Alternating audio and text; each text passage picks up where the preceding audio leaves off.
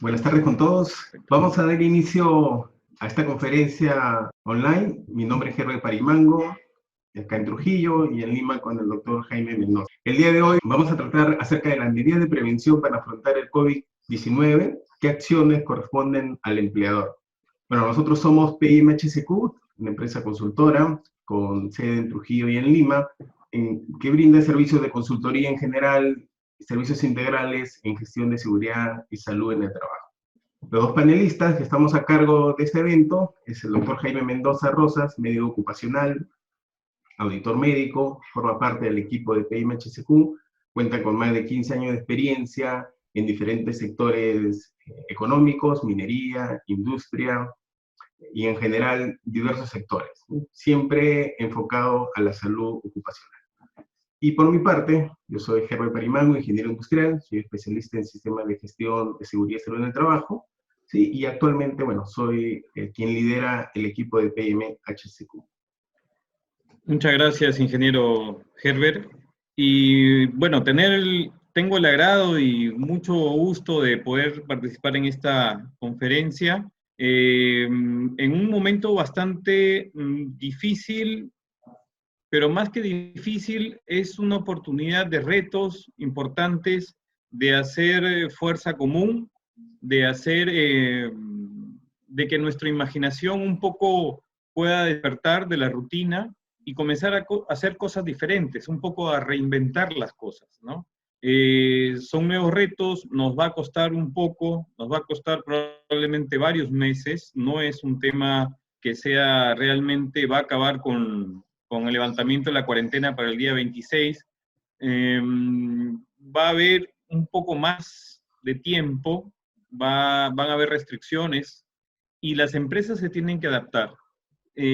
Algo que es importante es que todo lo que veamos hoy día sobre el tema de riesgo, sobre el tema preventivo, hay que tener en cuenta 3 momentos. En el tema al menos de salud ocupacional y en el tema del área de ingeniería lo va a desarrollar el ingeniero Parimango. Pero hay que tener en cuenta, en tema de salud, debemos tener 3 momentos o 3 cosas. Un tema preventivo, que vendría a ser lo que vendría a ser la prevención primaria, ¿ok? Que eso es algo muy importante.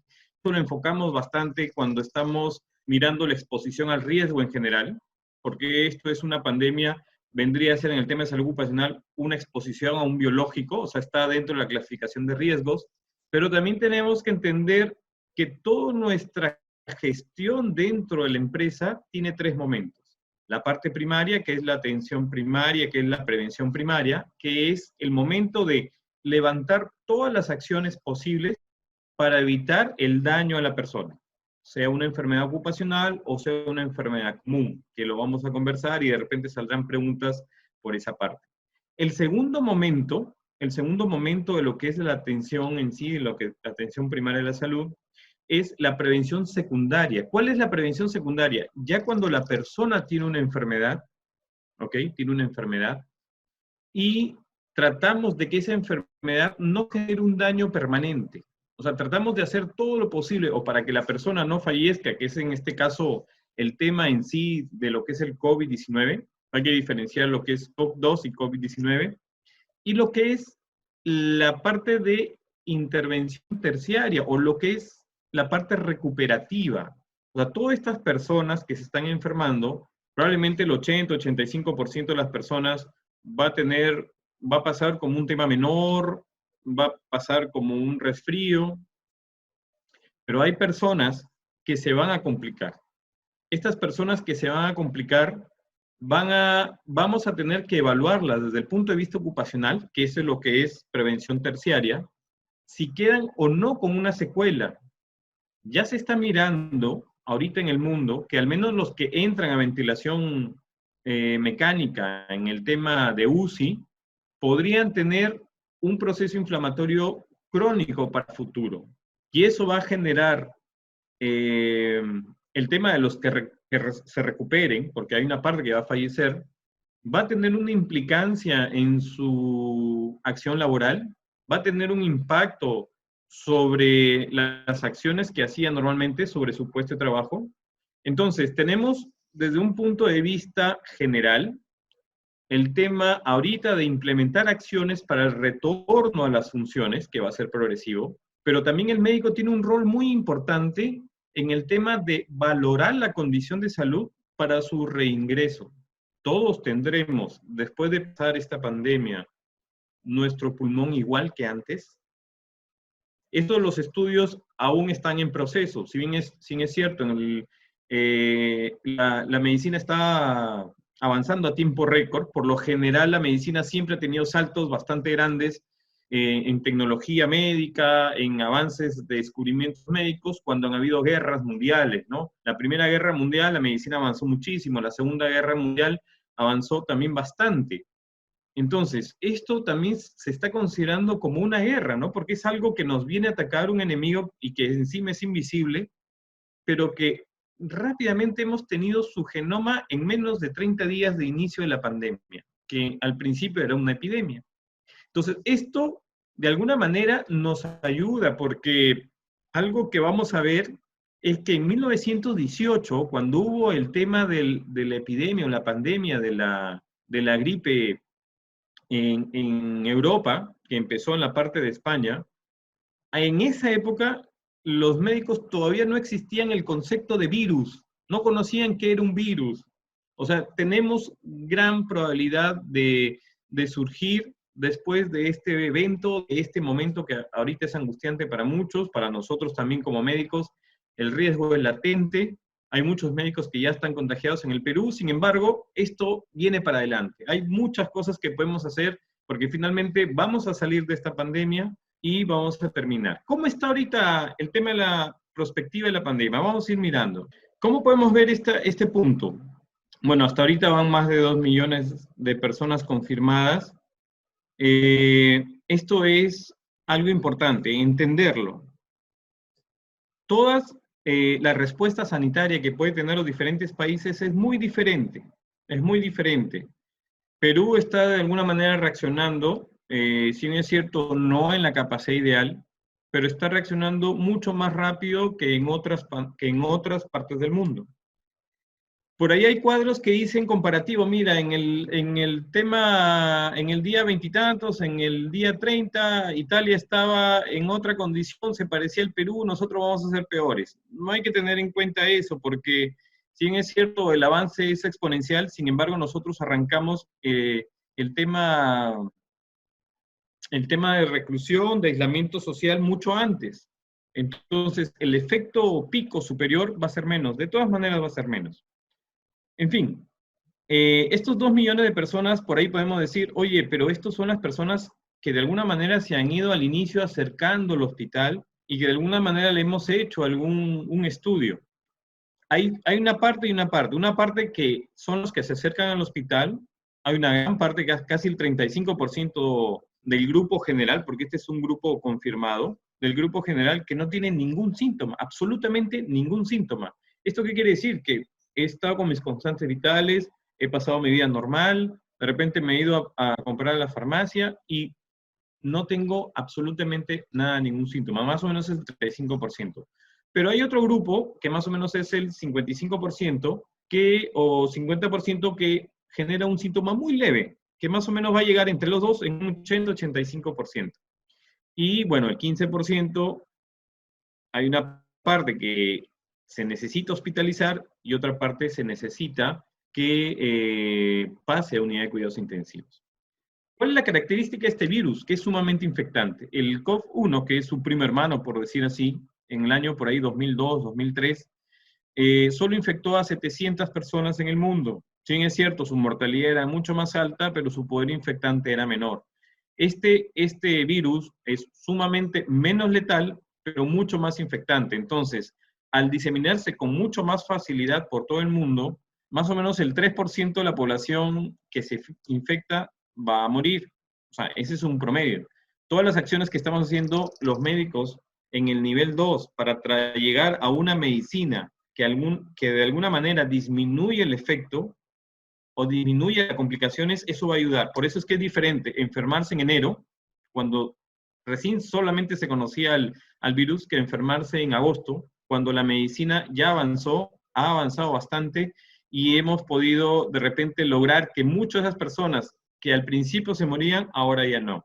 Entonces, esto es importante. La curva que tenemos acá a la derecha, en el cuadro inferior derecho, es cómo va pasando los números de casos. Yo veo, de alguna manera, esto es algo de percepción, que de alguna manera ya no está generando un tema exponencial, va llegando a un tema que es posible que estemos llegando a un nivel máximo en algunos días a nivel del como mundo, ¿no? Estados Unidos sí está complicado como país porque va a seguir teniendo bastante complicación durante los próximos días. Esto es lo que más o menos le comentaba. Hacia la derecha vemos el tema de cómo cada país ha respondido diferente. Italia, de hecho, que ha sido uno de los países más complicados, ¿ya? Tiene muchas características. No nos podemos comparar con Italia porque el número de muertes en Italia siempre va a ser mayor por su población. La edad promedio de muerte en Italia, hasta hace unas publicaciones previas de un par de semanas, su edad promedio de muerte es 79 años. O sea, quiere decir que hay mucha gente por encima de 79 que está muriendo y hay otro grupo que está por debajo de 79. O sea, la edad promedio es bastante alta. Nuestra edad promedio está mucho más bajo que eso. Otras características también que tiene cada país es que, por ejemplo, en China podemos mirar que una de las causas de complicación o enfermedad previa para complicarse era el tema de la hipertensión, era el tema de un tema cardiovascular, era un tema de enfermedades como diabetes y finalmente el tema de la obesidad. Pero en nuestro país es a la inversa. La obesidad está en primer lugar. En realidad, el tema también tiene que ver mucho el tipo de alimentación que tenemos, de lo que hemos ido arrastrando. Muchas personas, hay un 63% de la población que está en sobrepeso. Hay muchas cosas que acá en el Perú somos diferentes. Por eso es que el tema de la vacuna dice, ¿por qué se demora tanto la vacuna? La vacuna se va a demorar porque tiene que probarse en todos los tipos de personas en el mundo. O sea, la vacuna que va a venir acá a Latinoamérica o a Sudamérica no es la misma vacuna que va a ir a Estados Unidos, a Europa o Asia. Hay variantes, varía un poco. Las cepas o los serotipos que han venido al Perú son diferentes a los que están o en Italia o lo que están originalmente en China. Va variando un poco porque cada virus tiene una familia, de esa familia se divide en serotipos, de estos serotipos se divide en subgrupos. O sea, hay varias clasificaciones que en realidad no es un solo virus, es un virus que tiene diferentes tipos de presentación, por decirlo así. Aquí podemos ver lo que les hablé hace un momento. Estas son estadísticas de China. Igual, casi igual que Italia, casi la mayoría de fallecidos era el tema de 80 años o de 70 a 80 años. Sigue siendo similar, aunque nosotros tenemos un poquito menos de edad de muerte. Sin embargo, los adultos mayores por encima de 60 años siguen siendo el principal grupo etario de mayor sensibilidad al virus y de complicarse ante esta enfermedad. Acá vemos, por ejemplo, lo que le decía, el tema cardiovascular primero, y nosotros somos el tema de obesidad. Y en el tema de sexo, si ven acá, el tema masculino, aunque los estudios dicen que no tiene nada que ver el género, ¿no? Aunque el varón se infecta más, pero básicamente se entiende que el varón tiene más cantidad de enfermedades crónicas sumadas, o sea, puede ser diabético más hipertenso, puede ser diabético más obeso, puede ser hipertenso más obeso, ¿no? Mucho más que por la presencia de enfermedades de fondo que la mujer, por eso es que se están muriendo más los varones, pero no es un tema que tenga sensibilidad. Hay estudios que dicen que el varón tiene mayores receptores para el virus, pero todavía no hay un consenso. Esto recién lo vamos a ir mirando de algunos meses en adelante. Esto está como está el Perú actualmente. Hoy día tenemos 11.000 casos, un poco más de 11.000 casos, tenemos 254 fallecidos. Esto hay que tener en cuenta lo siguiente. El Perú ha comenzado a hacer pruebas rápidas, que si bien es cierto, todas las pruebas rápidas tienen un margen de error, sí, como lo tienen en cualquier parte del mundo. Sin embargo, es sumamente importante hacer pruebas rápidas. Ya Corea del Sur ha demostrado la efectividad de hacer las pruebas rápidas. ¿Qué ventaja tenemos nosotros? Que de alguna manera hemos actuado temprano, hemos confinado a las personas, y eso va a ayudar a que un poco se frene la dispersión del virus, que ya está teniendo su efecto, y que a la vez estemos haciendo cada vez más pruebas rápidas. ¿Para qué? Para identificar el virus. El virus hay que visualizarlo. Si no lo visualizamos, no sabemos por dónde está, no sabemos dónde hay mayor concentración, dónde hay menor concentración. Entonces, la prueba rápida es para que el epidemiólogo o el grupo de epidemiólogos de expertos que está trabajando ahorita es poder mirarlo en el mapa y decir, esta zona es de mayor concentración del virus. Entonces, las acciones que ahora son a nivel nacional, por ejemplo, el confinamiento nacional, si podemos, hay preguntas que pueden hacer, oye, somos 32 millones, hay 11.000 personas, como que hay 31 millones y pico y casi completos, el 90 y tantos % no está infectado y tenemos que aislarnos por un poco de personas. Ese es un tema que es bien importante. Por eso es que las pruebas rápidas, ¿qué va a hacer? Va a hacer que sectores de la población vayan liberándose antes por la disminución de su concentración del virus por zona, y otras que todavía necesitan mayor trabajo, mayor esfuerzo, podamos tener las fuerzas del orden, podamos tener el tema médico, mayor concentrado en las zonas que más lo necesitan. Ahorita, por ejemplo, podrían dispersar las Fuerzas Armadas, que de alguna manera se están disminuyendo porque se están contagiando, pero también podríamos ser más inteligentes y comenzar a concentrar más personas donde hay mayor concentración y ir liberando un poco donde hay menos concentración. Esto no significa que vamos a abandonar las de menor concentración, porque si no, después de unos días va a tener una mayor concentración del virus.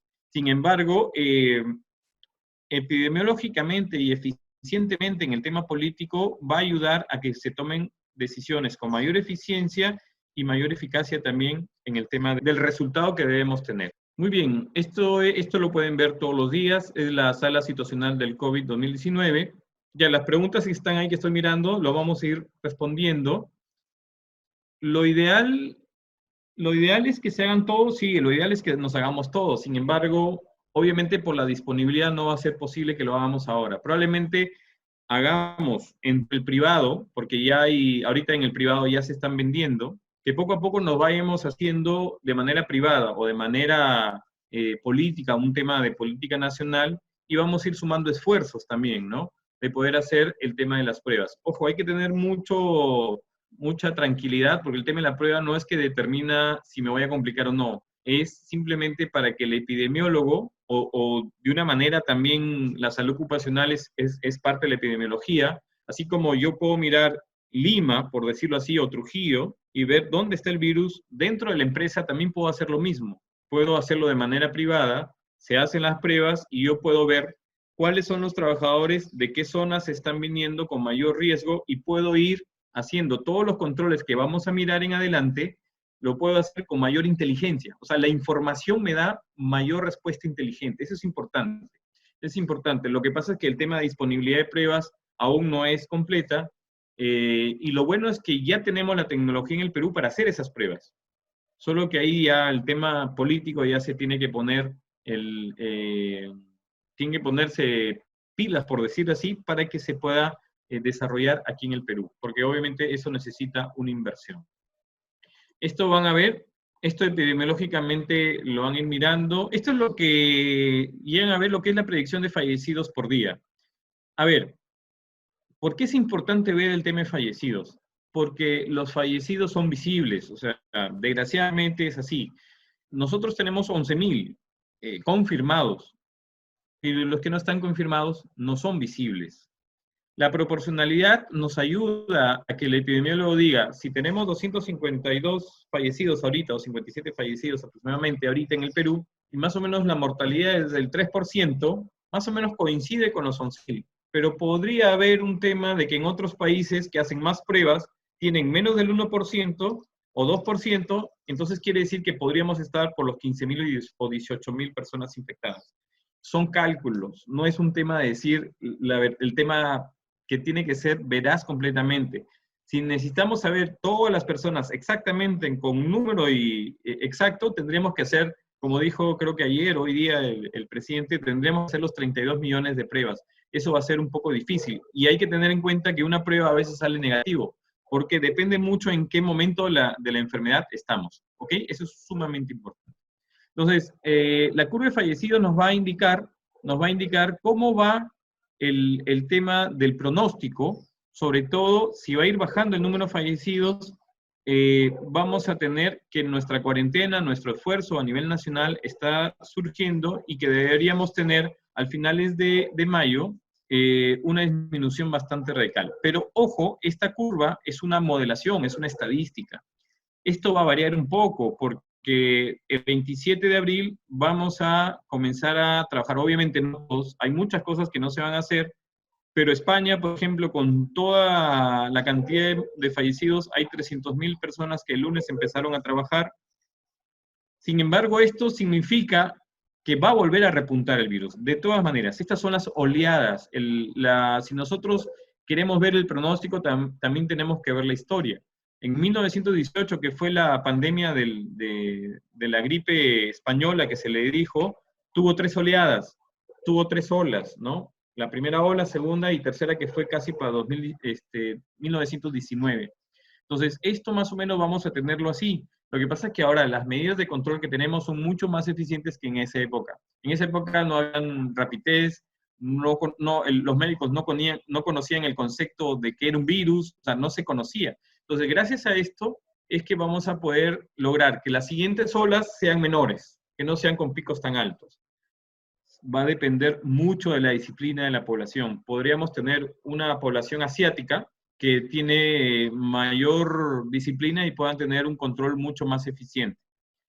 Esto es el número de fallecidos, lo que se va acumulando, ¿no? El anterior era por día, por eso es que tiene la curva de Gauss. O sea, cada vez vamos a tener menos pacientes por día, menos fallecidos por día.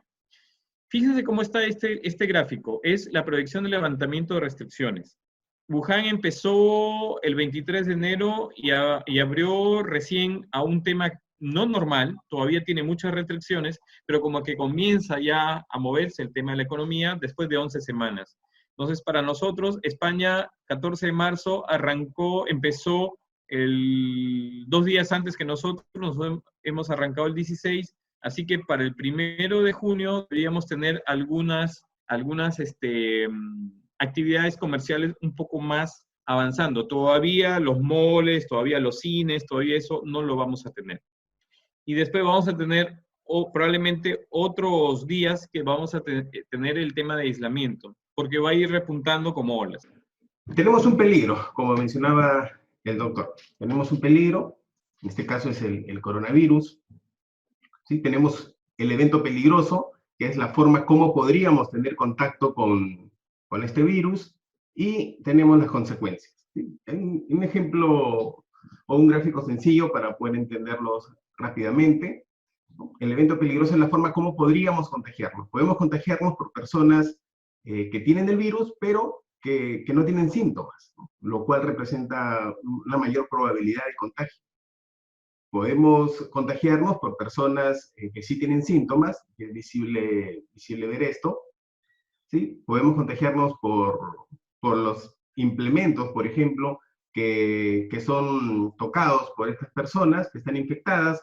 Podemos contagiarnos por ejemplo, en el trabajo, por las barandas, ¿sí? Herramientas y equipos en general. Si ocurre este evento peligroso, pues vamos a tener una consecuencia, o varias posibles consecuencias. Podemos tener desde simples síntomas, algunos síntomas, ¿sí? Podemos terminar en UCI, ¿sí? En cuidados intensivos, dependiendo cómo reaccione nuestro organismo. Y por último, como consecuencia, podría ser un desenlace fatal, ¿sí? Entonces, en la gestión del riesgo siempre apuntamos a eliminar el peligro, pero ahora, pues, es imposible eliminar el peligro, ¿verdad? Tendría que encontrarse una vacuna o estar confinados todos al 100%, ¿verdad? Y esto no es posible. Entonces, no podemos eliminar el peligro, por lo tanto, tenemos que aplicar controles efectivos que nos permitan volver o restablecer las operaciones paulatinamente y que podamos, de algún modo en el tiempo, ya volver a la normalidad. Pero se vuelve crítico los controles de estos eventos peligrosos, ¿sí? Bien, para analizar el riesgo, les comentaba al inicio, vamos a trabajar, o recomendaría trabajar con una metodología llamada Bond-Time, ¿sí? Bond-Time, que tiene 8 componentes, ¿sí? Comienza con la identificación del peligro en sí, luego con identificar cuál es el evento potencial que puede ocurrir, y luego los controles que debemos aplicar en cada una de estas etapas de análisis. Aquí les vamos a mencionar, efectivamente, en la siguiente imagen, si pueden apreciarla ahí, parece un corbatín, ¿sí? La traducción al español es corbatín, ¿ok? Bien, hacia el lado izquierdo podemos ver los controles que se aplican para las amenazas que se presentan, ¿sí? Los potenciales o las consecuencias o los eventos que podrían ocurrir si llegara a un desenlace de contagio. Y a la derecha, los controles de mitigación que tenemos que aplicar. En la siguiente imagen vamos a resumir la metodología de forma más pausada para poder entenderla. Bien, iniciamos con la identificación del peligro. ¿Cuáles son mis peligros? ¿Cuáles son los peligros que tengo en mi trabajo? Específicamente, en este caso, el coronavirus, ¿verdad? Los trabajadores que podrían tener el coronavirus, ¿sí? Luego, definimos cuál es el evento peligroso, qué podría ocurrir, qué podría pasar, ¿sí? Una vez que identificamos qué podría pasar, si hablamos, por ejemplo, en sí, fuera del coronavirus, si hablamos de un peligro de altura, pues el evento peligroso es que alguien pudiera caer, ¿verdad? Si alguien podría caer, tenemos que analizar cuáles son las causas, como vemos a la izquierda, las causas, las amenazas, ¿no? ¿Por qué podría caer?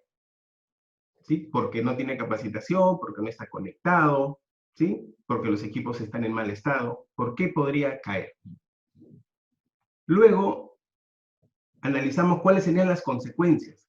Si es que fallaran o si se materializaran estas posibles amenazas, va a haber consecuencias, ¿sí? Y esas consecuencias, bueno, son de diferente índole dependiendo el evento peligroso.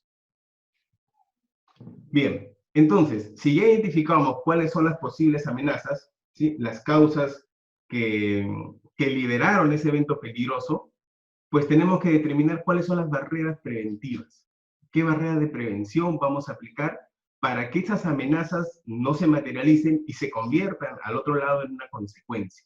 Las barreras son las barreras que conocemos, como ingeniería, sustitución, administrativos, ¿no? como capacitaciones, por ejemplo, EPPs, en fin, todas las barreras que conocemos dentro de las medidas de control eficaces, ¿sí? Bien, una vez ya definimos cuáles son las medidas preventivas, ¿no? Que nos van a permitir mantener el control para que estas posibles amenazas no se vuelvan o no se desencadenen en consecuencias, ¿sí? Ahora aplicamos también barreras de contención o mitigación para las consecuencias, ¿sí? Es decir, si es que fallaron nuestras medidas de control, si es que fallaron las medidas de control del evento peligroso, vamos a tener consecuencias. Por lo tanto, también debemos estar preparados para esas consecuencias. Debemos estar preparados para responder rápidamente y que esto no se desencadene o no termine pues en un desenlace mucho mayor. Una vez que definimos las consecuencias, que son barreras, al igual que en el lado izquierdo, son barreras también tenemos que identificar cuáles son los factores de escalamiento. O sea, tenemos que asegurar qué barreras podrían fallar, ¿no? Parecería un poco extraño si ya definí barreras para la consecuencia, ¿sí? Para mitigar esta consecuencia, ¿por qué ahora tengo que asegurar que ellas no fallen? Pues porque podría ser un desenlace mucho peor, ¿no? Entonces tenemos que identificar cuál de esas barreras son críticas que requieren controles adicionales, ¿no? Adicionales a las que ya hemos determinado. Vamos a explicarlo con este caso de pandemia, del coronavirus, para poder ejemplificarlo. Bien, identificamos nuestros peligros. ¿Cuáles son nuestros peligros? Bueno, es el virus COVID-19. ¿Cuál es el potencial? ¿Qué podría ocurrir? Que haya un trabajador infectado, ¿sí? Ahora, ese trabajador infectado, ¿cómo se originó? O sea, ¿cómo logró infectarse este trabajador? Pues bueno, este trabajador pudo haberse infectado por inhalación de la gota del estornudo, por ejemplo, ¿sí? O contacto con alguna superficie, ¿sí? Peligro, el evento que puede ocurrir, un trabajador se puede infectar, y la causa de esta infección pudo haber sido por inhalación de gota del estornudo o por contacto con superficie. ¿Cuál sería la consecuencia? ¿Cuál sería la consecuencia de esta inhalación o contacto? Pues las posibles consecuencias sería el contagio de más trabajadores. Bien, para evitar, ¿no? El primer bloqueo, para evitar que no ocurra estas causas que dieron origen a que el trabajador se infecte, pues tenemos que aplicar controles. Y aquí alguna de ellas, que luego el doctor Jaime lo va a detallar con más precisión. Entonces identificamos cuáles son las barreras de control para estas causas. Aquí hay algunos ejemplos: uso de mascarilla como EPP, la distancia mínima de 2 metros, ¿sí? Para evitar el contacto o para controlar el contacto con superficies, podemos aplicar programas de desinfección y una señalización preventiva que permita mantener activo al trabajador en el sentido de las medidas de control. Hasta aquí podríamos decir que ya está solucionado el riesgo, ya está controlado el riesgo, pero estas podrían fallar. Podría fallar el uso de mascarilla, podría fallar el cumplimiento de la distancia de 2 metros, los programas de desinfección, podría fallar estos controles. Entonces nos vamos hacia el lado derecho y debemos aplicar otros controles adicionales para evitar que estas puedan desencadenarse a un contagio mucho mayor, ¿no? Entonces, para eso, aplicamos otros controles como división de turnos y espacio de trabajadores, ¿no? Aplicar test de cuarentena, porque aquí ya falló. O sea, los controles que están a la izquierda, ¿sí?, que vendrían a ser los controles preventivos, ya fallaron, ¿sí? Estamos suponiendo que ya fallaron. Entonces, nos vamos a ver hacia el otro lado, hacia la consecuencia, que sería el contagio de más trabajadores. Por lo tanto, tenemos que estar preparados para esto y aplicar acciones rápidas. Las que proponemos aquí como ejemplos es la división de turnos y espacios de empleados, que sea mucho mayor, aplicar test de cuarentena, entre otros. ¿Cuál es el factor de escalamiento acá? ¿Cómo podrían alguna de estas causas, si no son controladas, algunos de estos controles, valga la redundancia, si no son específicamente seguidos o mantenidos, podrían fallar, ¿no? Nosotros aquí en nuestro análisis, por ejemplo, hemos determinado que el sistema de ventilación puede esparcir el virus, ¿sí? Ductos de ventilación podrían esparcir el virus, ¿no? Y esto haría que escale mucho más el contagio, ¿verdad? Porque van por ductos a diferentes áreas. Entonces, ahí también tenemos que aplicar ciertos controles, ¿no? En este caso, proponemos, por ejemplo, una ventilación mecánica necesaria, o sea, usar solamente lo necesario para evitar el uso de este sistema de ventilación forzado, ¿sí? Bien, de esta manera, esta metodología lo que nos permite es aplicar controles en diferentes momentos del riesgo, ¿sí? Una vez que identificamos el peligro, vamos a determinar cuáles son los posibles desenlaces que pueden ocurrir, ¿sí? Las causas que pudieron haber originado esto, que podrían originar este desenlace, aplicar medidas de control, y si estas medidas de control fallan, también debemos tener controles para las posibles consecuencias, ¿sí? Solamente hemos hecho un bosquejo general nada más. Cada organización debe determinar o debe efectuar un análisis de riesgo en base a cómo funciona su organización, tanto jerárquica como de proceso, ¿verdad? Para poder determinar el alcance de sus controles.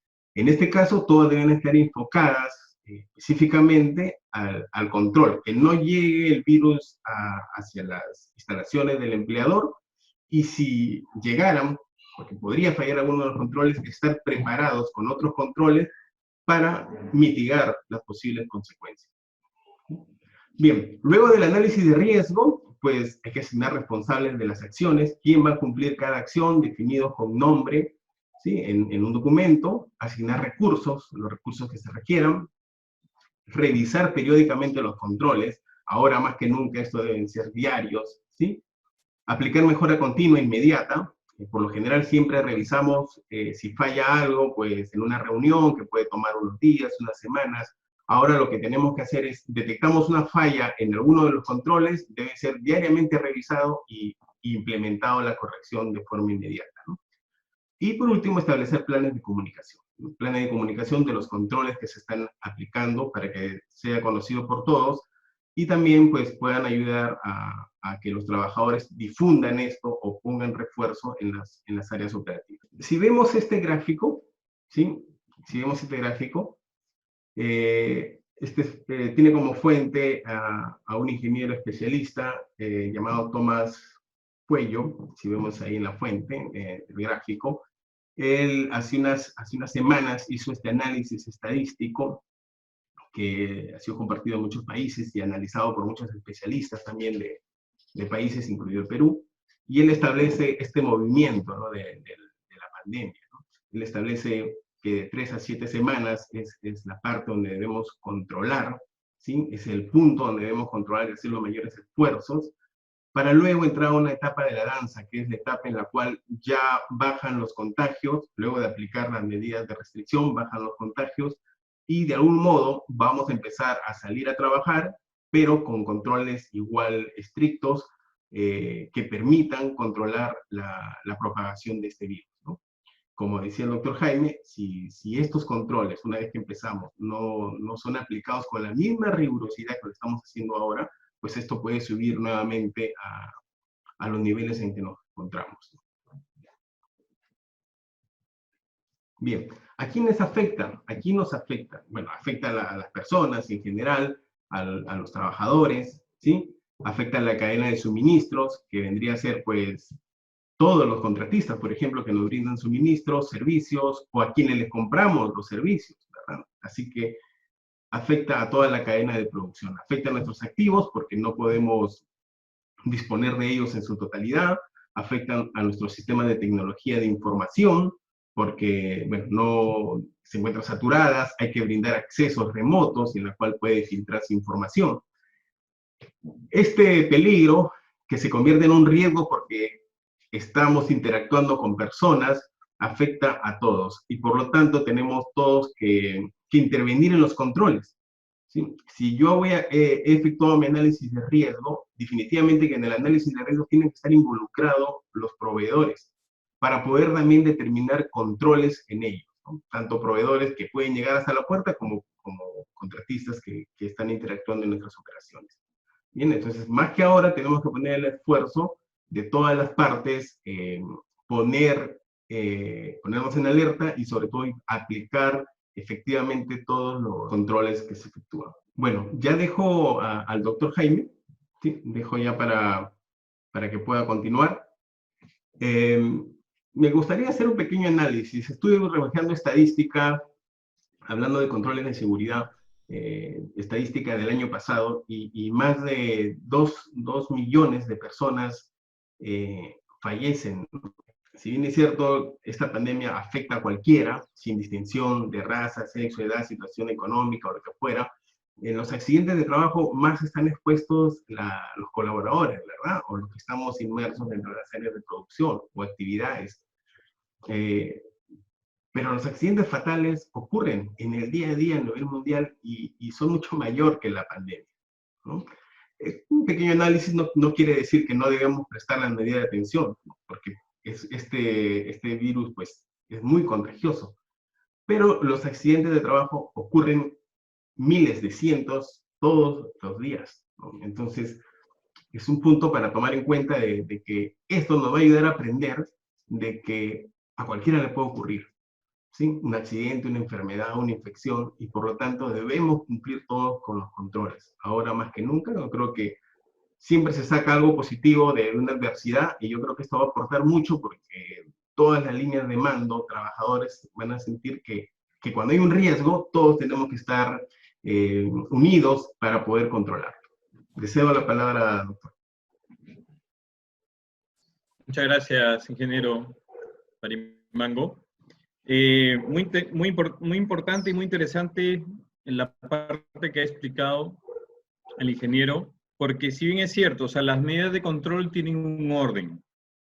Haciendo un poco el análisis y lo que es la observación del virus, el virus se contagia por 2 vías. Estas 2 vías son o la vía directa, que es a través de las gotitas que genera uno cuando estornuda, cuando tose. Y es más, hay estudios que se han publicado recién. Estos estudios se están publicando a la velocidad de la luz. Por lo general, un estudio que uno mira en una revista se ha terminado hace 6 meses, 8 meses, y mientras que pasa todos los barreras y filtros, se publican, ¿no? Pero ahora se están publicando, termina, y en 15 días se está aplicando. Entonces estamos mirando que las vías de contagio es a través de las gotitas, que es cuando uno tose, pero también hay una pequeña probabilidad porque el virus se han dado cuenta que hablando o respirando, en la respiración o en el habla, sale el virus. Obviamente tiene que ver mucho el tema de hasta dónde llega. Es diferente estornudar, que podría llegar hasta casi 1.8 metros según algunos estudios, pero también tiene que ver mucho con la condición del ambiente, ¿no? Por ejemplo, hay un estudio que salió que un poco asustó a mucha gente, que el virus podría estar 3 horas volando. Sí, pero eso no explicaba mucho, que eran unos tambores especiales o unas cabinas especiales, donde obviamente todo está cerrado, está completamente controlado el aire y obviamente puede estar circulando en algo cerrado 3 horas. En la calle no, la misma corriente de aire lo dispersa, ¿no? El tema de los ductos sí es un punto importante porque un ducto podría jalar alguna concentración. Si bien es cierto, va a depender mucho, y ahí el tema de los ingenieros entran mucho que ver, el tamaño del área, el volumen del sitio, efectivamente. Tiene que ver factores para que nos pueda contagiar. Sin embargo, ha demostrado este virus que es sumamente contagiante. La otra medida es a través del contacto de superficies. Tener muy en claro y por qué es la diferencia. El tema de la superficie es algo que nosotros tocamos con nuestras manos o con parte del cuerpo durante todo el día. No hay forma de no tocar superficies, ¿no? Y uno se toca la cara más o menos 34 veces por hora. O sea, es algo que lo hacemos de manera inconsciente.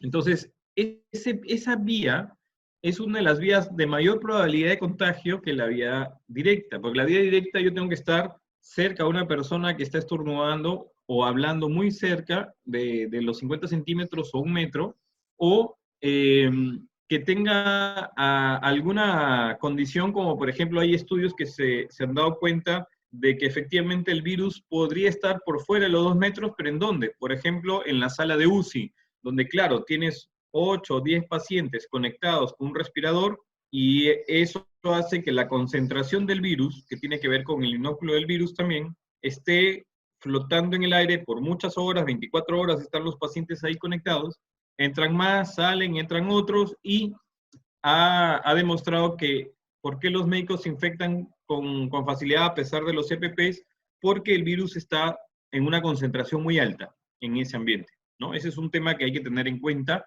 porque en un parque que yo me contagie, me puedo contagiar más por tocar superficies contaminadas, como en una baranda, en una puerta, que por un tema de contacto directo. Esto no significa, o sea, si miráramos el tema de las probabilidades, mientras que estamos en un ambiente cerrado, sube la probabilidad de repente por el contagio directo, y si estamos en un parque, más por el tema de superficies. Entonces, ese es el tema. El tema es que en el tema de controles debemos mirar a nuestra población laboral, cómo es que se desarrolla su día a día, de que se levanta, se despierta, toma su desayuno, algo por el estilo.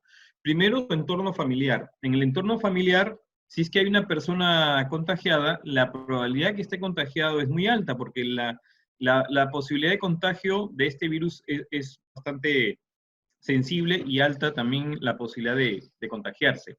Entonces, si tenemos personas que están contagiadas, así yo no tenga síntomas, hay que tener en cuenta que el periodo de síntomas puede empezar hasta 14 días. Ojo, el periodo de incubación no es 14 días para todas las personas. Podría ser un día, o sea, me contagié ayer y hoy día empiezo la enfermedad, empiezo los síntomas, o pueden pasar 14 días y recién comienzo a manifestar los síntomas.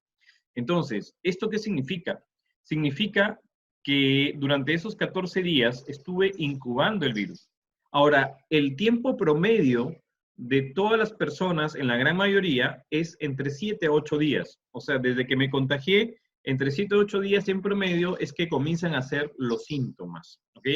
Entonces, estos síntomas pueden ser unos síntomas muy ligeros o pueden ser unos síntomas que al principio empiezan con un pequeño dolor de garganta, o pueden empezar con fiebre, o pueden empezar con dolor de cabeza, o pueden empezar con algún malestar general.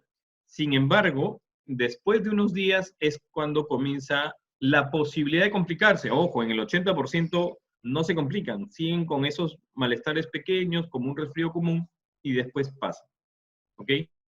Entonces, ¿qué característica tiene? Que durante el periodo de incubación hay enfermedades que no contagian, pero aquí en esta enfermedad, que es justo ahí lo estaban comentando, efectivamente el virus es el COV-2 y la enfermedad es el COVID-19 por las siglas en inglés.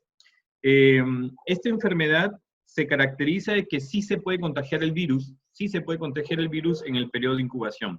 Lo que pasa es que tampoco no tiene la misma probabilidad de contagio, ¿ok? Eso es sumamente importante. ¿Por qué? Porque mientras que yo no esté estornudando o tosiendo, la probabilidad de que el virus se dispare a mayor espacio o mayor distancia o tener una área de influencia alrededor mío de mayor probabilidad de contagio es menor que cuando yo no tengo ningún síntoma y solo hablando o solo respirando, obviamente tengo una menor probabilidad. La característica de la tos, sobre todo el estornudo, tiene dos tipos de gotas. Hay que tener en cuenta esto. ¿Por qué los protectores los van a ver que es casi un full face? ¿No? ¿Por qué? Porque hay dos tipos de gotas. Unas gotas gruesas, que son las que salen con algún tipo de proyección parabólica, ¿no? Van yendo y luego de un espacio van cayendo. Pero hay otro tipo de gotas muy pequeñitas que es como un aerosol. Ese aerosol tiene otro comportamiento, ¿no? Tiene un comportamiento un poco distinto, es como una nubecita y esa nubecita se va dispersando. Si yo estoy cerca, esa más fácil es que yo pueda respirar ese aerosol que sale y que me pueda contagiar con el virus. Si yo estoy, obviamente, en línea recta y directo con la persona y me estornuda, obviamente sí pueden caer directamente esas gotas grandes, pero que no quedan mucho tiempo en el aire, caen rápidamente. Entonces, hay que tener en cuenta porque va a depender de cuántas personas están infectadas. Cuanto más personas infectadas, obviamente se va a dispersar bastante. En promedio, una persona puede infectar a 2.4 personas, en promedio, pero estas 2.4 personas al día siguiente podrían infectar a otras y a otras, y en un mes una persona arranca y en un mes, si no tengo ninguna medida de control, podría tener 406 personas. O sea, una persona en 30 días podría resultar 406 personas infectadas, ¿ya? Eso es sumamente importante para ver la característica de este virus. Dentro de las personas que tienen mayor riesgo, tenemos, por ejemplo, las personas de 60 años. A más, de 60 a más. Sin embargo, no es algo absoluto, ojo. Dice que la probabilidad de fallecimiento de este grupo etario infectado tiene más o menos 14 a 16%, varía un poquito, depende de cada país. En Italia es mucho más alto. Obviamente ellos han tenido 9% en general de esta población, mientras que todos los países tienen 3%, nosotros tenemos 2.9, 3% más o menos. En cambio, Italia sí ha tenido casi 9, inclusive casi llegado al 9.9% en algunos puntos de letalidad, pero eso ya es por un tema de desborde del sistema. Entonces, les hablaba que las personas mayores de 60 años tienen 14% de probabilidad de muerte, hasta más o menos 20%, dependiendo de cada país. O sea, quiere decir que de cada 5 adultos mayores, uno se muere. No todos, no todos. O sea, es una mortalidad alta, 20%, pero no todos se mueren. Entonces, tiene muchas cosas. Lo que sí estamos mirando en el Perú, que los que tienen antecedentes pulmonares tiene bastante sensibilidad. Estamos viendo que los que han tenido tuberculosis o los que han tenido este tema pulmonar, les agrava mucho más rápido el tema de la enfermedad. Y bueno, las estadísticas van a salir saliendo, los estudios van a salir saliendo, y estudios peruanos van a tener que salir. Probablemente dentro de unos 2 o 3 meses ya tengamos estudios propios del Perú, donde tengamos cifras más precisas, más reales para este tema del coronavirus con relación al ser humano. Entonces, ¿qué otras enfermedades tienen que ver? Enfermedades renales, pulmonares, cardíacas. Se ha ido identificando que no solo es un tema pulmonar, también hay otros problemas que se pueden presentar como el tema digestivo, ¿no? También puede haber diarrea y otros síntomas más. Por ejemplo, tenemos identificación de la población trabajadora en grupo de riesgo. En esta diapositiva puedes mirar que en niños de 0 a 11 años hemos tenido en el Perú, sí, aunque hay algunos que pueden haberse predispuesto más por la enfermedad de fondo, ¿no? Uno de los casos de estos 3 niños que tenemos es eh, que sufría de una epilepsia y al parecer la fiebre o algo de la enfermedad genera un estatus epiléptico y fallece. Entonces a veces hay que discernir, obviamente era positivo, pero a veces no necesariamente muere por el virus, podría morir por una complicación paralela de su enfermedad de fondo. Eso hay que tener en cuenta. Porque dentro de las muertes en todo el mundo son muy pocas en cuanto a este grupo etario. Ahora, tenemos ya dentro del tema laboral, 18 a 20 años, que ya tenemos varias personas ahí. Tenemos 2 fallecidos en el Perú, de 30 a 59, 62%, 62 defunciones, pero aquí hay que ir mirando.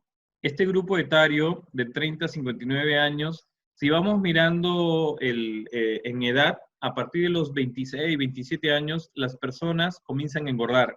Entonces tenemos bastantes personas con enfermedades tipo diabetes, con enfermedad tipo, bueno, la obesidad en sí, y después de los 40 años podríamos tener un tema de ya la hipertensión. Entonces se ha demostrado que cuando las personas tienen más de 3 factores, y esto es para los médicos ocupacionales de sus empresas, la fuerza laboral se clasifica en función a sus factores, pero también tenemos que mirar y discriminar cuáles son las de mucho mayor riesgo. O sea, yo puedo tener una persona de 57 años que dice, no, pero no tiene más de 60, pero está próximo. Pero a la vez es obeso, a la vez es hipertenso, a la vez es de repente tiene una hiperactividad bronquial. Entonces, esta persona es un grado 1, dependiendo cómo lo clasifique. Yo lo estoy clasificando grado 1 de riesgo, grado 2, grado 3. Entonces, ¿por qué? Porque vamos a tener que plantear un retorno al trabajo. Ese retorno al trabajo, las personas que tienen grado 1 no van a regresar por lo menos después de 90 días o según cómo se vaya mirando la evolución de la pandemia. Es probable que mantengan el teletrabajo o de alguna manera, si es que es un tema que su puesto de trabajo es más operativo, vamos a tener que ir cuidándolo mucho, ¿no? Esto ya es caso a caso, no es un tema de coger estadística en grupo, sino ya el médico va generando un caso a caso para ir viendo en qué momento regresa al trabajo. ¿Okay? Esto es sumamente importante, la clasificación del riesgo de la persona con relación a la letalidad del virus. Adelante.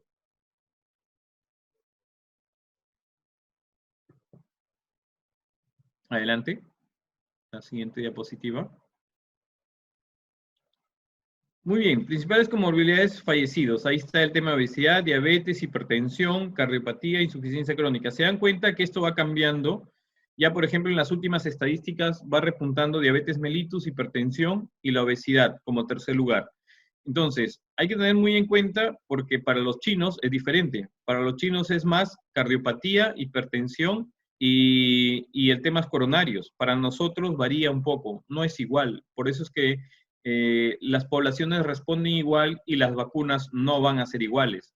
Entonces, no es que mañana o en junio tenemos la primera vacuna ya efectiva, pero ahí tiene que hacerse una extrapolación a todos los grupos étnicos del mundo para comenzar a hacer las variantes correspondientes. Entonces, vendrán al Perú probablemente algunos estudios para ver el tema sudamericano y comenzar a mirar todos estos controles. El tema del trabajo remoto es un tema bastante útil, la tecnología ya existía, ahora se está precipitando. Yo creo que durante todo este año vamos a identificar qué personas van a continuar durante el trabajo remoto o vamos a tener que escalonar el tema de los horarios o escalonar también o generar intermitencia en la presencia laboral. Entonces podemos generar que unos vienen de lunes a miércoles, otros de jueves a sábado. En fin, nuestro área productiva va a estar golpeada algunos meses más porque no vamos a tener toda la fuerza laboral. Muchas empresas no van a cumplir a la hora de generar su proyecto productivo o su proceso productivo, no vamos a poder mantener el metro de distancia. Ni tampoco en los comedores, que es un punto bien importante. Vamos a tener que, si bien es cierto, antes todo el personal de planta comía entre la 1 y las 2, ahora vamos a tener que aperturar de 11 a 12, de 12 a 1, o estas características, ¿no? Esto vamos a ir mirando. Un poco los consejos de la identificación de riesgos dentro de la casa. Si bien es cierto, tenemos riesgos de ingeniería, que es el tema del ingeniero, pero también tenemos temas de salud.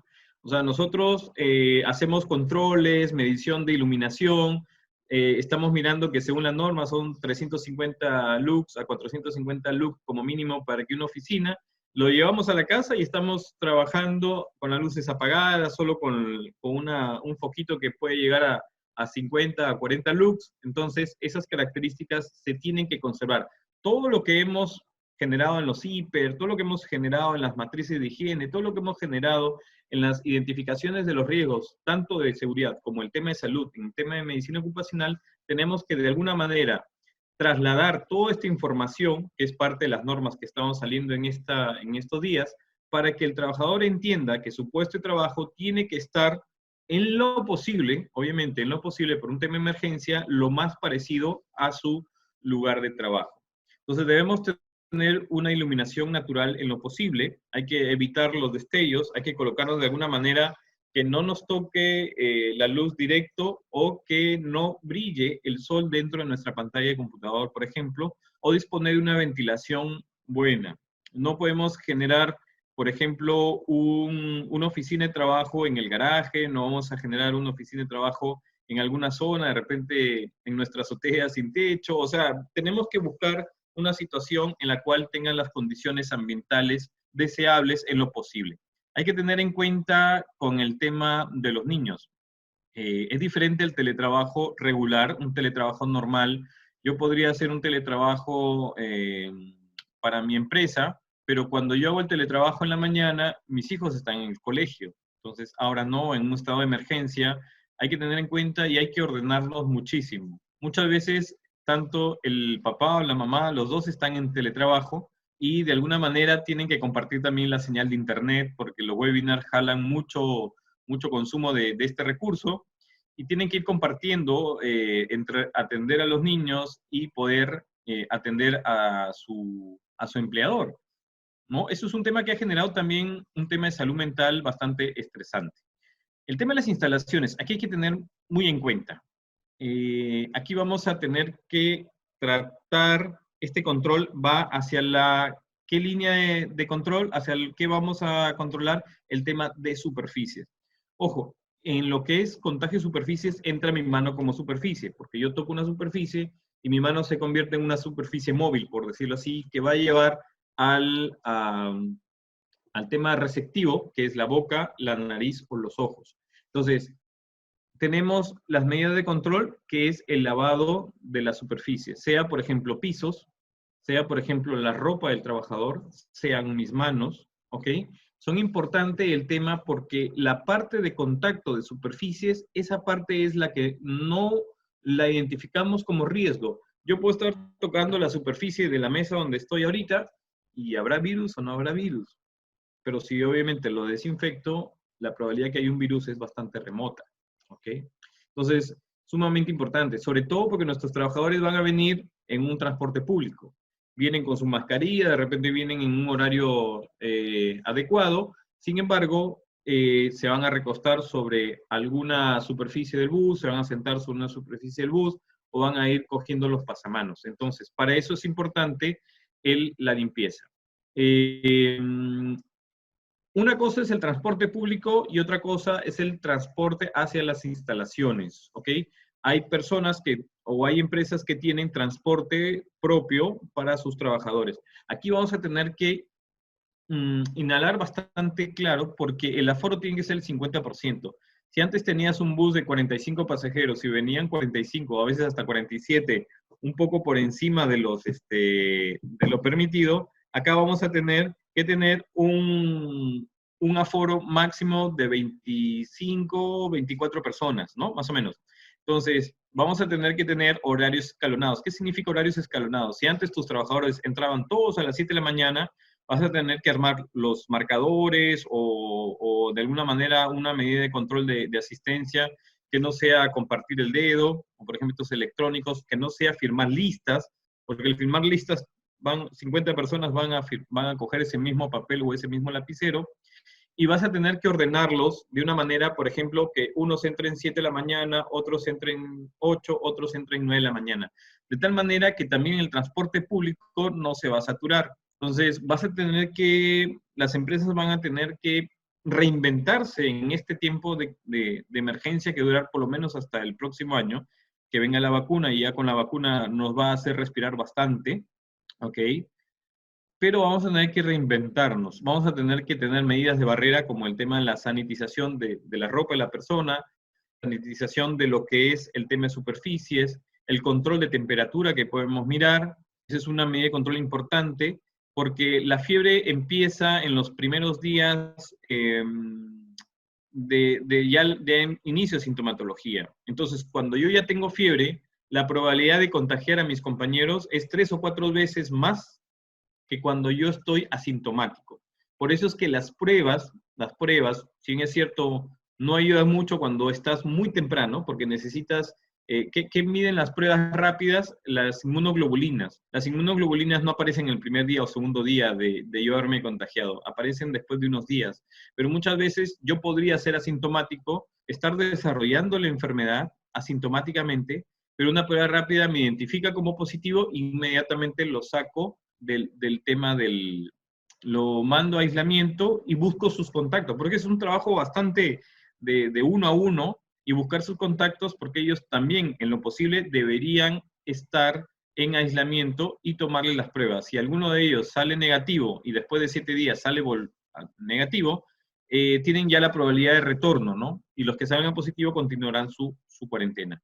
Entonces, la toma de temperatura con este tipo de equipos es bastante fácil. Si yo tengo ascensores, hay que tener muy en cuenta el tema de los ascensores. Fíjense esta gráfica, esta foto que está ahí, han señalizado los espacios del ascensor en el piso con una cinta roja, y están ordenados de tal manera que nadie se mira la cara, ¿no? Ok, porque el tema de un estornudo, una tos, normalmente podría ayudar. Y todos tienen su mascarilla y no están en contacto. Pero hay que tener muy en cuenta esto, el aforo, porque tendría que haber una persona mirando cómo se ordenan, porque si están todos tarde, van a entrar 5 o 6 o 8 personas cuando el aforo inclusive es 6, ¿no? Entonces hay que tener en cuenta, o simplemente se cierran los ascensores por pisos. ¿Cómo así? El primero, segundo, hasta el tercer piso podría estar cerrado. O sea, si mi oficina está en el primero, segundo o tercer piso, tendría que subir y dejar básicamente los ascensores para personal que tenga una discapacidad, ¿no? O que de alguna manera, de repente yo trabajo de repente en el edificio de ONP que está en el centro de Lima con 33 pisos y tengo que ir a los pisos a partir de 17 para arriba, entonces es un poco difícil tener. Eso va a tener que ordenarse bastante el uso de los ascensores, y tiene que ver también con el horario de ingreso a las empresas. Adelante. El tema en los comedores va a ser lo mismo, es lo que le comenté hace un momento. Nosotros debemos asegurar, y aquí es un momento un poco sensible porque tiene varios puntos. Fíjense en este punto. Primero, que debemos asegurar que la persona que esté al frente mío esté por fuera de 1 metro o 1,5 metros. ¿Ok? Segundo, cuando estoy comiendo, no estoy con mascarilla. Entonces la probabilidad de contagio es más alta. Entonces no pueden haber sillas que están al frente con las otras. O sea, se tiene que intercalar, como en la figura, pero en la figura hay sillas blancas frente a otras sillas blancas. Pero se tiene que, como decir, en una línea hay 2 sillas y en la otra hay una, de tal manera que no haya personas frente a frente. Ese es uno.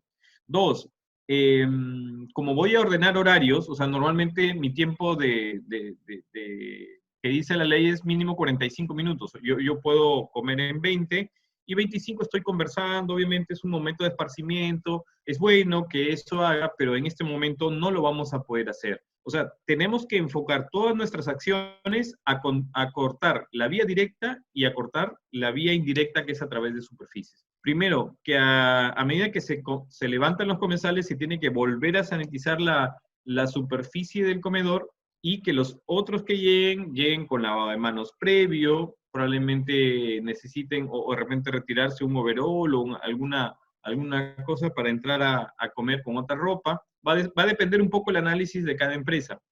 Y vamos a tener que asegurar que el aforo esté menos del 50% aproximadamente. O sea, probablemente tengamos horarios ya no por decir, de 12 a 1, ahora vamos a tener de 11 a 12, de 12 a 1, o de 1 a 1 y media, 1 a 1:30. Entonces, o vamos a tener que reducir de repente a 40 minutos, vamos a tener que comer, no podemos estar jajaja conversando, haciendo chistes, porque ese tema, termino mi comida y tengo que salir a una zona. O sea, la ley me dice 45 minutos, ya, pero los otros 20 minutos que te faltan, deberías estar en una zona en la cual se asegura que las personas están separadas a menos 2 metros o 1.5 metros como mínimo.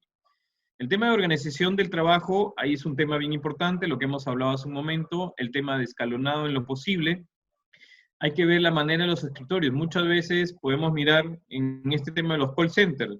Los call centers están cuadriculados y la distancia entre trabajador y trabajador no llega ni a 50 centímetros, ¿no? Entonces, estos temas hay que tener en cuenta. Si vamos a tener escritorios a veces que es una sola mesa donde ponemos varias computadoras en sí, vamos a tener que mirar cómo trabajamos con ellos, porque debemos asegurar de todas maneras, si no, si yo no digo, si yo no pienso en hacer esos controles, ¿qué va a pasar? Que después de 2 o 3 meses voy a tener más de la mitad de mis trabajadores con fiebre en su casa, en aislamiento, y mi operación se va a caer, ¿no? Fuera de los controles y los subsidios que esté dando el Estado o todas las medidas de control, mi operación se puede caer, ¿ok? Entonces, ¿por qué?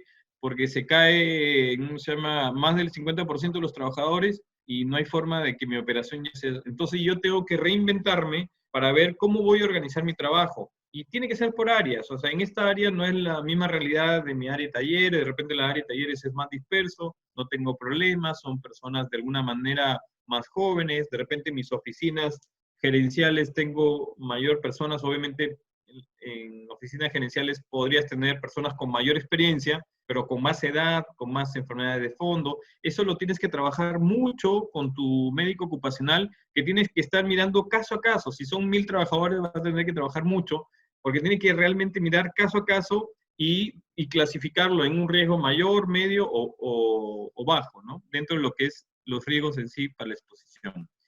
¿Qué mascarilla debemos usar? Esto es sumamente importante, ¿ya? Porque esto es lo que me preguntan casi todos mis clientes en tema de lo que es, o también los clientes en general que podrían, o ustedes mismos con su médico ocupacional, porque preguntan, oye, ¿qué mascarilla voy a usar?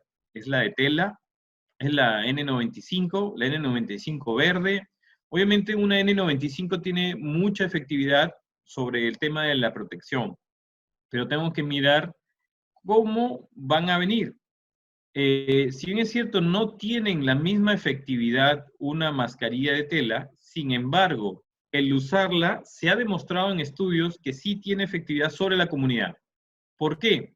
Porque si yo voy, por ejemplo, en un transporte público y voy con una mascarilla de tela, primero que el hablar o conversar hace que mis gotículas se queden, la gran mayoría se queden en la tela, porque se humedece la tela y ahí se atrapa la gotícula.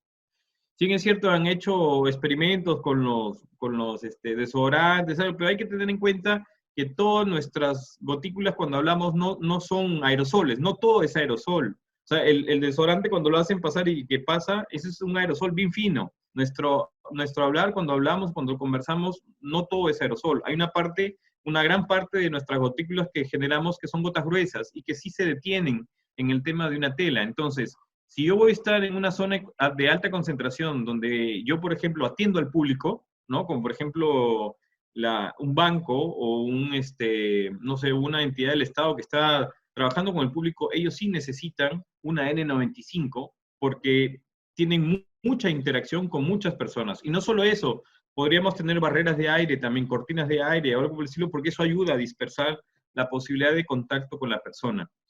Ahí, por ejemplo, las medidas de control son mucho más seguidas. Una sanitización de superficies podría ser cada 2 horas, no al inicio y al final, sino cada 2 horas podría ser. Entonces, hay que mirar el caso de cada uno. Pero, por ejemplo, si estoy en el taller y tengo una persona a 3 metros de la otra, 4 metros de la otra, con una mascarilla de tela es más que suficiente, ¿no? Más el distanciamiento social que hay que observarlo, porque en algún momento el cuerpo comienza a atender a su rutina normal y se comienza a olvidar que tiene que no se pueda acercar a la otra persona. Eso yo lo he ido observando y hay que estar apuntalando todo el tiempo de decir, si veo que hay una persona que se encuentra, tengo que abordarlo y decir, por favor, caballeros, el distanciamiento social es sumamente importante.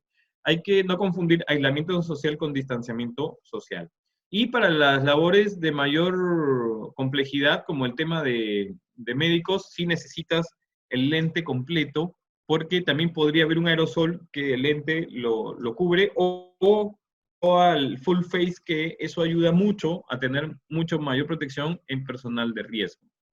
El tema de comunicación es sumamente importante porque todos sabemos que si solo se lo decimos una vez, entra por un oído y, como dicen nuestros padres o nuestros abuelos, por el otro se va el 95% y solo se quedan algunos conceptos. Entonces, este tema de la emergencia, si nuestra operación queremos conservarla, debemos ser estrictos en los controles, en la comunicación y en las capacitaciones, y en la medida del impacto de la capacitación. Yo puedo tener una capacitación ahorita, me acuerdo dentro de 5 minutos el 80% de la capacitación, dentro de media hora el 50%, mañana es el 20% y dentro de 3 días solo me acuerdo del título, ¿no? Entonces, eso hay que tener en cuenta porque tenemos que dándole vuelta, tenemos que llegar al subconsciente. Ya los antiguos pensadores se dieron cuenta que después de 100 o 190 repeticiones, alguna actividad llega al subconsciente y nosotros comenzamos a cambiar. Entonces es algo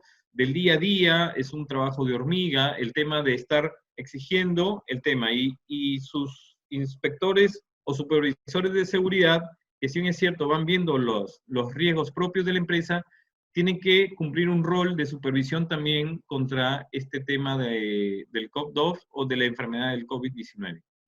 En el tema de salud mental, eso va a ser un servicio que de todas maneras van a necesitar todos los seres humanos en algún momento, bajar las tensiones. Claro, muchos se van a ir bajando a medida que pase el tiempo, pero ahorita el tema del riesgo, hay mucha gente que tiene miedo a salir a la calle, le da pánico salir a la calle, no puede pisar fuera de la puerta de su casa porque siente que ya se está muriendo. Entonces, yo tenía dentro de la vigilancia médica un grupo en internamiento que estaba en una central hidroeléctrica, en la cual estaban, obviamente las centrales están no solo en la ciudad, están lejos de una ciudad en la sierra, y las personas no querían salir ni siquiera a recoger los alimentos que llegaban, porque tenían bastante miedo. O sea, ellos se veían, mentalmente se veían un poco contagiado el miedo entre todos, que por más que en la primera o segunda reunión que se tenía con ellos, pensaban que iban a morir. O sea, ellos estaban convencidos que iban a morir. Entonces, no es la idea, ¿no? Entonces, eso hay que irlo abordando porque puede aumentar la accidentabilidad para los otros riesgos comunes del proceso productivo de la empresa. Entonces, eso no es algo de juego, hay que abordarlo bastante porque puede jugar en contra de nosotros.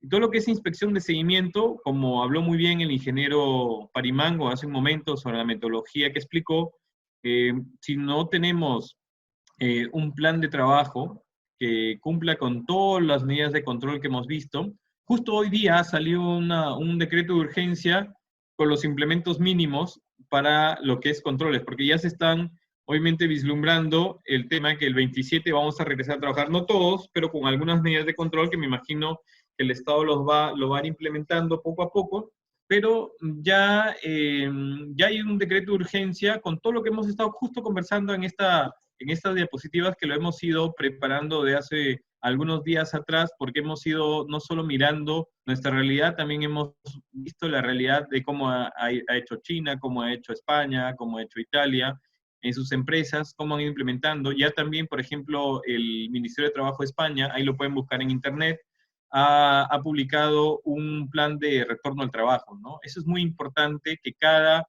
uno tenga, así como en los primeros días cuando empieza el tema de emergencia, arranca el tema de las medidas de control, que inclusive hasta el IPER incluye el tema del SARS-CoV-2 o COVID-19 como consecuencia.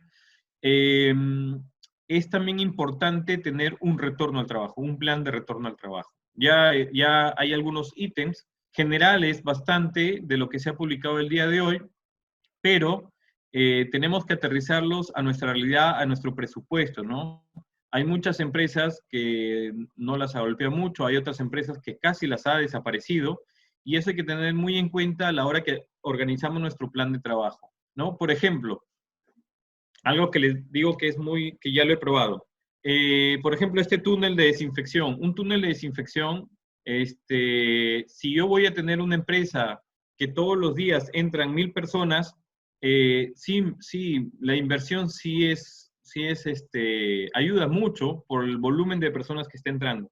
Pero si yo tengo una empresa pequeña de 30 trabajadores o de 40 trabajadores que yo los voy a ingresar de manera escalonada en 2 grupos, comprarme un túnel de desinfección, de repente hasta no tengo ni espacio para ponerlo, tendría que ponerlo en la calle con el riesgo que se lo lleven, o la inversión es muy alta y no está en mis posibilidades.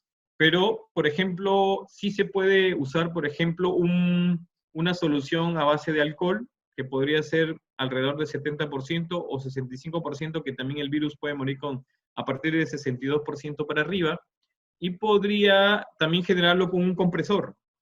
Muchos de ustedes tienen compresores en sus instalaciones, hay que, bueno, limpiarlo bien, generar bien, y hagamos la prueba. O sea, busquemos. Más o menos hemos visto, yo ya he probado, que en manera continua, un dispersor o un aspersor que tiene más o menos medio litro para pintura, con una solución alcohólica, dura 5 minutos. Dura 5 minutos en manera continua de aspersión. Entonces, eso ayuda para que 20 o 30 personas podrían pasar en esos 5 minutos, ¿no? Y poder rociarlos como pintándolos, ¿no? Rociándolos de tal manera que estoy cumpliendo con una medida de control. No es cara, o sea, lo que voy a consumir es la solución alcohólica, pero no voy a tener la necesidad de generar un gasto mayor. Entonces, y bueno, ya dentro del tema de salud en sí, el tema de los protocolos. Esto es sumamente importante porque podemos tener casos, hay que tener bien en cuenta que es un caso, bueno, que es un paciente sano, que es un caso probable, ¿no? Que es un caso sospechoso, ¿no? O que es un caso ya positivo. Un caso positivo es cuando ya lo diagnostican, ya viene la prueba. Un caso probable es cuando ya tiene toda la sintomatología, ya es recontra evidente, pero todavía tiene no hay la prueba positiva, pero muchas veces ya se están trabajando en las clínicas, a pesar de que no tengan una prueba positiva y tiene toda la sintomatología, están entrando en las áreas donde se están trabajando con el tema de COVID. Entonces, cuando yo tengo un caso con sintomatología leve, pero todavía es negativo, yo podría hacer, si ya tiene síntomas, aunque sea leve, lo tengo que sacar, lo tengo que aislar, porque en los primeros días no tengo la forma de identificarlo si es un resfrío común o es un COVID-19. Para eso me ayudaría mucho una prueba rápida, ¿no? De IgM, IgG, que en 7 días ya de evolución, después del contagio, me ayudaría a tener una sintomatología, ¿no? Perdón, de la sintomatología me ayudaría a tener una probable prueba positiva. Así salga negativo, yo debería repetir la prueba dentro de 7 días para confirmar. Pero mientras que eso no suceda, yo lo tengo que ya considerar como un caso probable. Si es un caso probable, tiene que ir a aislamiento. Tiene que ir a aislamiento y tengo que identificar sus contactos para poder diferenciar quiénes son los que potencialmente podrían ser positivos y tengo que mirar dentro de mi operación qué tanto se complica si esos 3 contactos son de todo el área o simplemente no hay contactos. Por eso es que es importante los supervisores de seguridad que eviten los contactos, porque si en ese momento sale uno sospechoso y hemos asegurado que no ha habido contactos cerca, entonces solo se aísla uno y el resto sigue operando. ¿Qué pasa cuando yo tengo un caso negativo con sintomatología grave? Así salga negativo y tiene sintomatología grave, ya debería tener las características propias, aislamiento e inclusive hospitalización.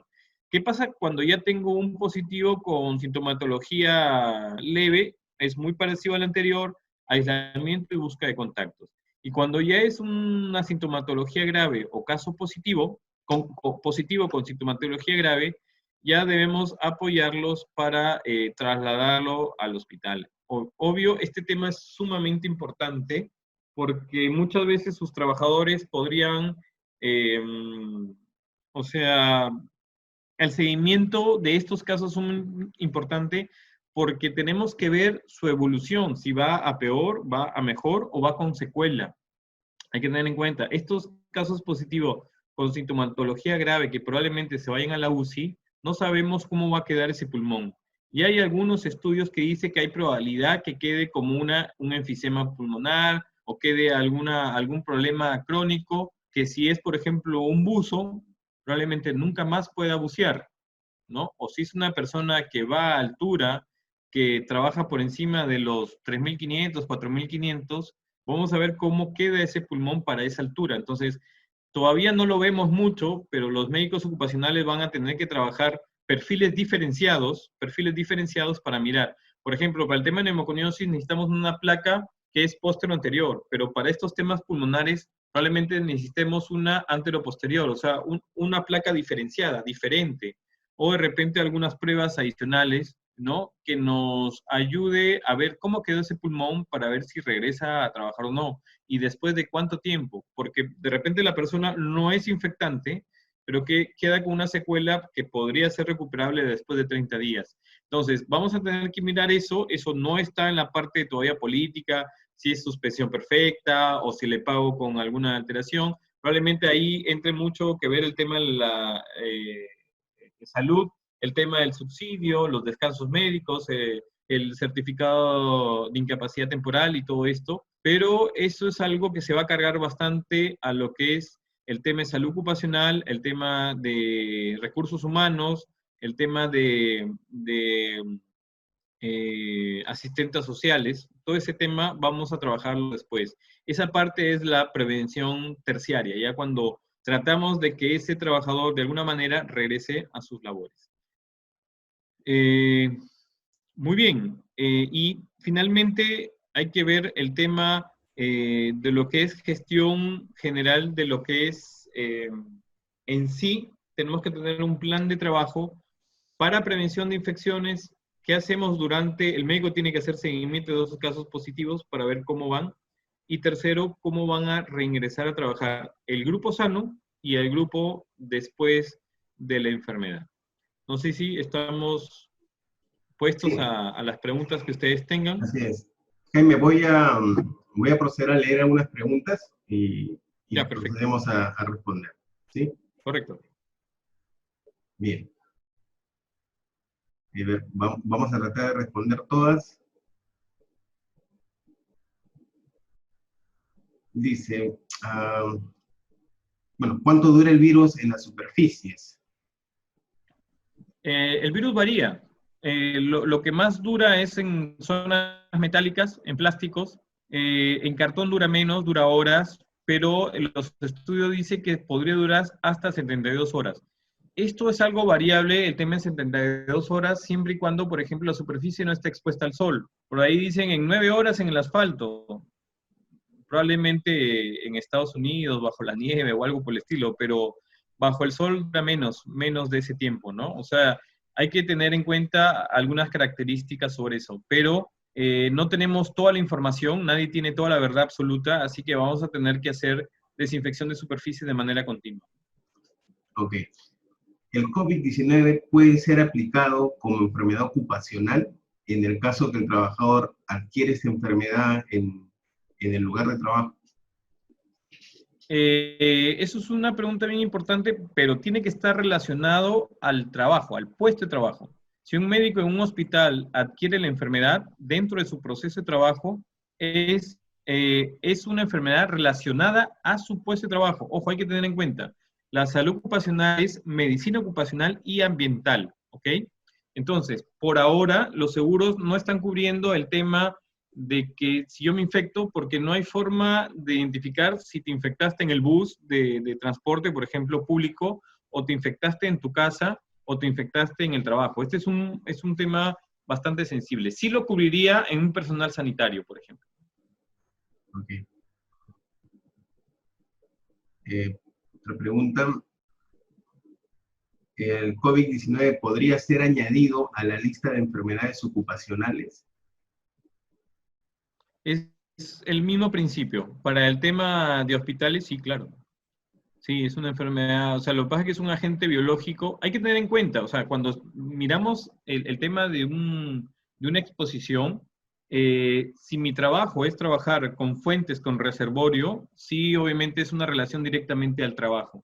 Si yo tengo, por ejemplo, un tema de ambiental, por ejemplo, un tema de malaria, un tema de dengue, ¿ya? Hay que tener en cuenta que son enfermedades del entorno ambiental. En esos casos, hay algunos temas de STR que podrían cubrirlos, pero hay que tenerlo en cuenta dentro del tema hiper. Hasta ahora no hay un tema, como te digo, todo no tenemos a la mano. Probablemente en unos meses las aseguradoras digan, lo vamos a cubrir a través del STR, bueno, podría ser, pero hasta ahora lo que se va a cubrir es básicamente la exposición del sanitario porque su proceso de trabajo sí implica la exposición.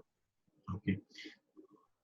A ver, ¿el personal infectado podría ser atendido en el salud o también en su EPS? Sí, sí, la EPS lo está cubriendo. La cubriendo, ojo que en promedio, bueno, va a depender un poco de los costos de cada clínica. En promedio, la mayoría se está cubriendo, depende del plan que tengas, al 80, 85, 90%. No es una emergencia, o sea, hay que tener en cuenta porque sí he tenido seguimiento de estos casos de EPS en estos 15 días anteriores, en la cual dice, doctor, pero yo entré por emergencia con fiebre, ¿ya? Una vez pasa hospitalización, pero la emergencia no me cubre el 100%, no, la emergencia, la atención de emergencia probablemente sí, pero una vez que pasas a hospitalización, es según la cobertura de tu plan de tu póliza y de tu aseguradora, ¿no? Porque podrían salir 20.000 soles y tu copago podría salir 1.500, 1.800, pero sí, sí lo está cubriendo la CPS, ¿no? Ok. En cuanto a los guantes, ¿en qué puede prevenir o evitar el contagio? Me imagino que son los guantes Algo bien, quirúrgicos, ¿no? al- algo bien interesante, sí, es importante en el sentido de que, a ver, el guante me ayudaría a que mi mano no entre en contacto con una superficie que está contaminada, sí, pero ojo que en el guante se pega. Si yo me voy a tocar la cara, que más o menos la mayoría de personas se toca 35 veces por hora, ¿ok? Es lo mismo. O sea, no es una barrera. La barrera el barbijo o el respirador, por decirlo así, sí es una barrera de la vía directa, ¿ok? Pero el guante lo que está bloqueando simplemente es que entre en contacto con la superficie de mi mano. Es lo único. O sea, yo podría de repente decir, me voy a poner mis guantes para coger la baranda del bus, podría ser, pero salgo del bus y me los retiro. Pero no es un EPP en sí. Tendríamos que ver en qué momento, o sea, tendríamos que analizar un poco el puesto de trabajo. Por ejemplo, para un personal de limpieza, de todas maneras el guante es necesario. Pero, por ejemplo, yo para coger, estoy en mi computador, estoy trabajando en mi oficina y necesito mis guantes, no, porque me voy a tocar la cara igual, no tiene, o sea, si lo ves dentro del análisis que ha hecho el ingeniero Parimango, no va a ayudar mucho, no es una barrera y es un costo y al final va a generar en muchas personas dermatitis en manos por el tiempo de exposición. O sea, si yo voy a recoger, por ejemplo, en mi casa, se me ocurre, va a venir un pedido externo porque he comprado por delivery, por internet, alimentos, y esa caja que me traen la cojo con mis guantecitos, podría ser, luego me retiro los guantes, pero igual tengo que lavarme las manos. Entonces, el guante no reemplaza el lavado de manos para nada, no lo reemplaza y tampoco no me asegura que no me toque la mano, o sea, no es una barrera efectiva realmente. Podría más bien generar una falsa protección y no nos conviene una falsa protección, porque una sensación de falsa protección hace que la persona baje la guardia y que pierda la percepción del riesgo y que se contamine con mayor facilidad, ¿no? Vamos a empezar a responder algunas preguntas de los usuarios en Facebook. Pregúntame, ¿qué productos recomienda usted aplicar para la desinfección de superficies y para la desinfección de áreas? Hay una publicación de la CDC, hay una publicación de la CDC que habla de amonio cuaternario, que también se utiliza en sala de operaciones, es un poco más caro, ¿ya? Va a depender un poco de repente en qué áreas lo voy a aplicar. es muy eficiente porque con esto se desinfecta una sala de operaciones, es algo que ya se utilizaba bastante. Por ejemplo, cuando entra en emergencia una infección grave, un paciente muy, muy complicado y que está infectado, después de eso se limpia la sala de operaciones y se puede atender una cesárea posterior, ¿no? Una cesárea de urgencia, obviamente. Normalmente una cesárea no es la primera opción, la emergencia, a menos que lo amerite. Entonces, este es uno de ellos, es un poco caro el producto. Ahora, el hipoclorito de sodio, la CDC ha publicado que 20 mililitros en 1 litro por litro de agua es una buena solución para desinfección de superficies. Bastante barato, bastante seguro, pero no me vayan a utilizar esa solución para el spray del ser humano. Eso no, tiene mucha concentración, podría generar daño a nivel de mucosas oculares o la inhalación de esa concentración es un poco alta, ¿no? No es para aplicarnos a nuestra ropa, también podría desteñir nuestra ropa, ¿no? Entonces, también en aerosoles se utiliza un poco algunos ácidos que utilizan los odontólogos, pero también aumenta un poco el costo. Entonces, lo que más podríamos utilizar es el tema de las soluciones alcohólicas, ¿no? Para algunas superficies que son sensibles, o la proporción de hipoclorito de sodio de 20 mililitros por litro para las superficies que podamos utilizar. O el agua jabonosa. El jabón también destruye totalmente al virus. O sea, si yo quiero echar una agua jabonosa sobre una superficie, va a quedar sumamente desinfectada.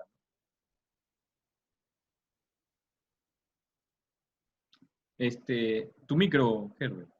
Sí, ok. Se anulan los registros de charlas para las firmas, implica este documento. A ver, no entendí muy bien qué documento. No te entendí la. Se anulan los registros de charlas. Imagino que se referirá no sé, capacitaciones, reuniones en general, ¿no? Sí. Uh-huh. A ver, algo bien interesante. Si van a hacer charlas por ahora a nivel virtual, ahí hay un punto que de repente el ingeniero Herbert nos pueda también abordar. Me han preguntado mucho el tema de que, doctor, pero la norma dice que ya no se pueden hacer charlas virtuales, ya todo es presencial. ¿Cómo vamos a hacer ahora? Nos estamos atrasando nuestro plan.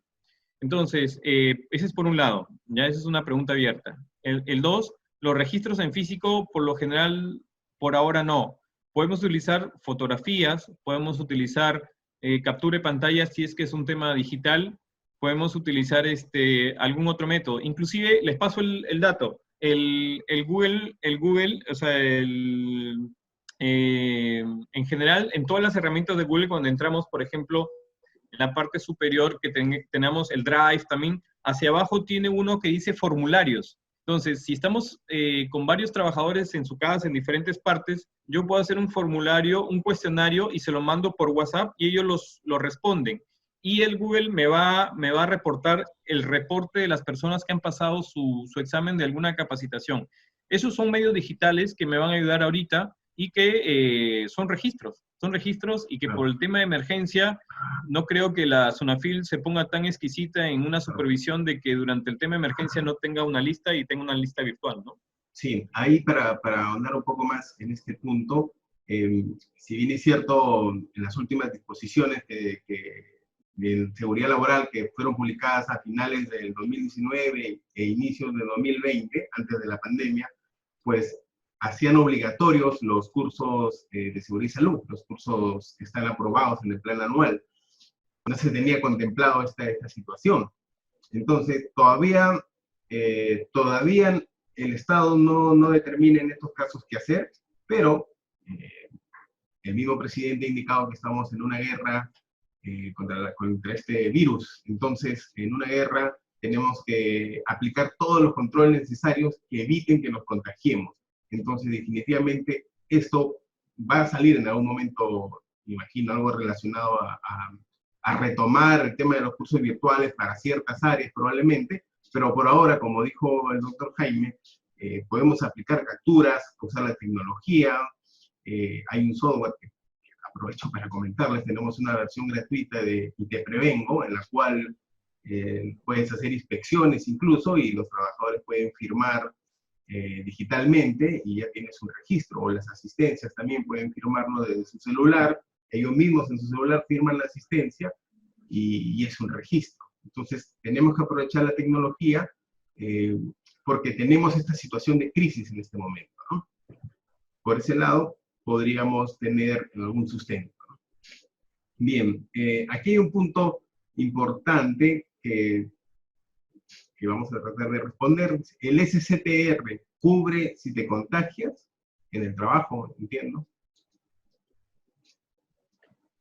Como le digo, o sea, los seguros no se han pronunciado completamente.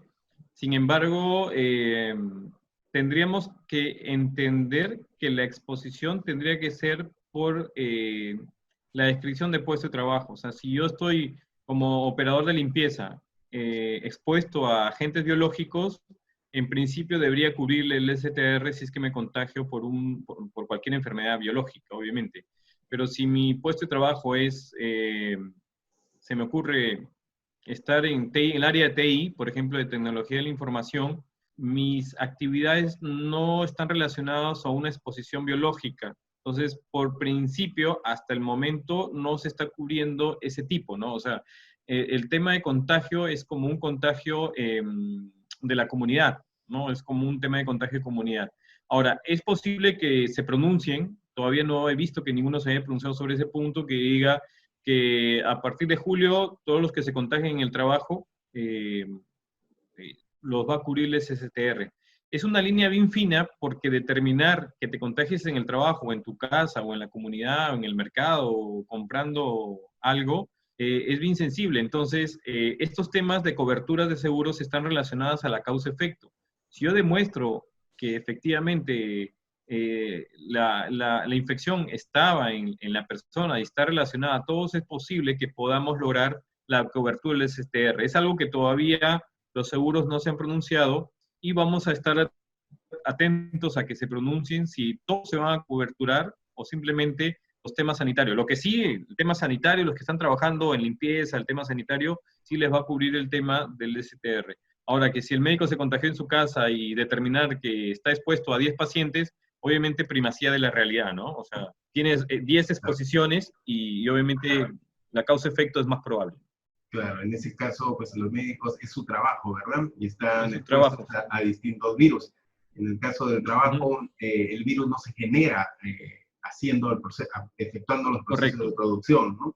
Es cierto, es correcto. un tema bastante complejo, todavía no se tiene claro este punto, así que esperemos que en los próximos días tengamos más detalles.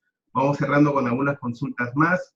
¿Existe algún protocolo o estándar de desinfección? ¿A un protocolo del Estado? Hasta ahora no hemos visto un protocolo de desinfección. Hay recomendaciones del Ministerio de Salud, ahí hay una de INACAL bastante bonito. Hay una publicación de INACAL, no sé cómo, yo lo tengo, está en internet, de repente se lo pueda pasar al ingeniero Parimango para que después lo tengan, o si gustan lo pueden googlear en internet, donde tiene como 4 o 5 hojas, bastante didáctico, bastante de cómo preparar nuestras soluciones para desinfección de superficies, para otro tipo de superficies que podremos utilizar algunos otros desinfectantes. Porque los desinfectantes aprobados por la EPA también son útiles para desinfectar superficies. Lo que pasa es que no todas las superficies se pueden desinfectar con hipoclorito de sodio, porque hay algunas que se dañan, ¿no? Entonces hay que ir teniendo algunas superficies comunes, como el piso, las veredas, eso es fácil de desinfectar con un hipoclorito de sodio. Pero sí hay, INACAL ha publicado uno bastante interesante, ¿no? Acá dentro de Perú.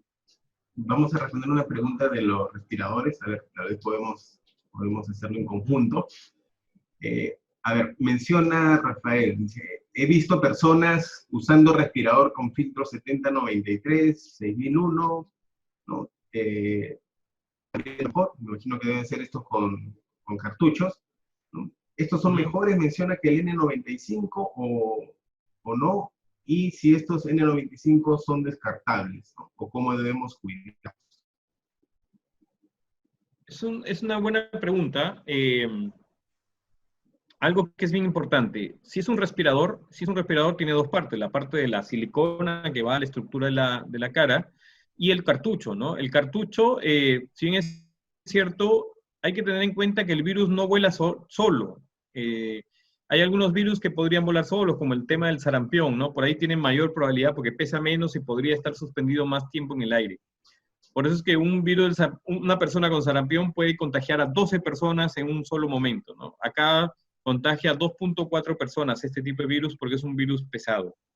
Ahora, el tema de los cartuchos no son lavables. Por ahí hay unas publicaciones en España que se han publicado cómo desinfectarlos, como que los hacen durar un poco más, porque esto es un tema, como se dice, una guerra, en la cual te dan un respirador para 5 días. Entonces, en la UCI, ve tú cómo lo conservas para que no se contamine.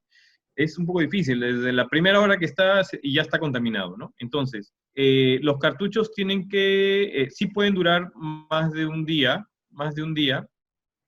pero tienes que tener mucho cuidado con encerrarlos, porque en la manipulación podrías tú contaminarte y posteriormente cogerte la cara, ¿no? Entonces, más que todo el filtro, si bien es cierto, dice el virus tiene un tamaño que podría solo el N95, pero ojo, el virus no va tan solo en el aire, tiene que estar proyectado por una gotícula que genera la boca o el estornudo, ¿no? Eso es un tema bien importante.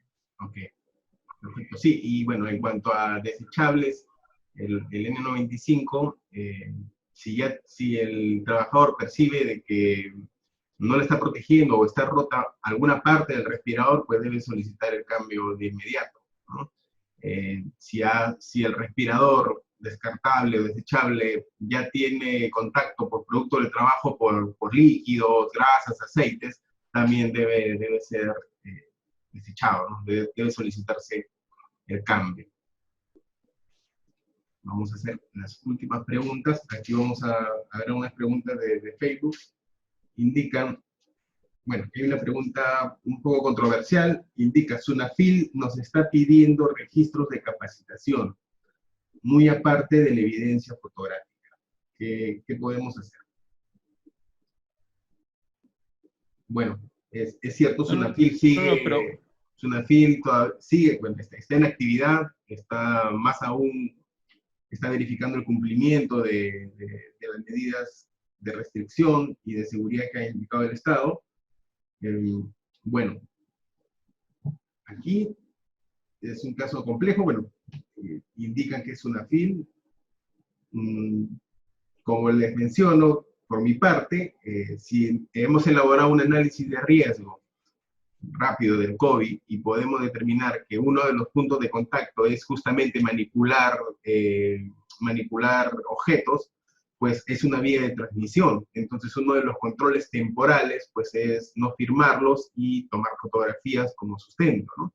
Ese es mi punto de vista, discutible seguramente con los inspectores, pero ¿qué opinas, Jaime? Sí, yo sugiero, porque esto va a depender, a ver, la SUNAFIL es una institución que tiene una normativa, ¿ok? Que tiene un tema o hace cumplir la normativa, por decir así, o supervise su cumplimiento. Ahora, el tema va a depender muchas veces del supervisor que llegue, ¿no? El supervisor podría estar muy pegado a la norma o a la letra, pero son cosas que se pueden sustentar. Yo científicamente puedo sustentar que el virus, después de 3 o 4 contactos de una persona, ese lapicero o esa lista está totalmente contaminada. Entonces, vamos a tener que aplicar supremacía de la realidad. Yo ahí les pido que se soporten en su médico ocupacional, porque científicamente yo sí puedo rebatir a la SUNAFIL, decir, por el momento, yo no puedo generar listas físicas porque es un medio de contagio, ¿no? Y esto va contra los temas o sea, los decretos de urgencia podrían tener supremacía, y ahí va el tema legal también, supremacía sobre otra normativa, temporalmente, obviamente, por el tema de emergencia, ¿no? Claro. O sea, es el mismo homólogo de que la policía puede entrar a tu casa siempre y cuando tenga un permiso, ¿no? O una orden, pero ahorita no, puede entrar a tu casa por el estado de emergencia, puede entrar a su casa. O sea, temporalmente esa norma queda sin validez y entra la que está de emergencia, ¿no? Sí. Bien, vamos a cerrar con dos preguntas más. Hay una bien particular. A ver, Dice, yo trabajo en construcción, en obras, y voy a implementar un refrigerador, correcto, y termómetro infrarrojo. Perfecto. Y también voy a saumear con eucalipto la obra. Saumear, imagino que es prender algunas plantas aromáticas, ¿no? Y Hojitas. así es. Eso es bueno, me imagino que no Sí. completó la pregunta, pero... No, pero le entiendo un poco. Primero que hay que tener dos cosas, ¿no? Por un lado, el eucalipto está en estudio en algunos estudios independientes, en la cual se utiliza como desinfectante. Sin embargo, sí se ha demostrado científicamente que al menos la solución alcohólica o las soluciones jabonosas destruyen el virus, porque ya se ha hecho como que el estudio antes, después, y vemos que el virus está totalmente destruido. Ahora, poder aplicar eucalipto o sea, se prende el eucalipto y genera el humo como un saumerio, hay que tener cuidado que hay personas que son sensibles, como los asmáticos, que podrían generar un espasmo bronquial con el eucalipto.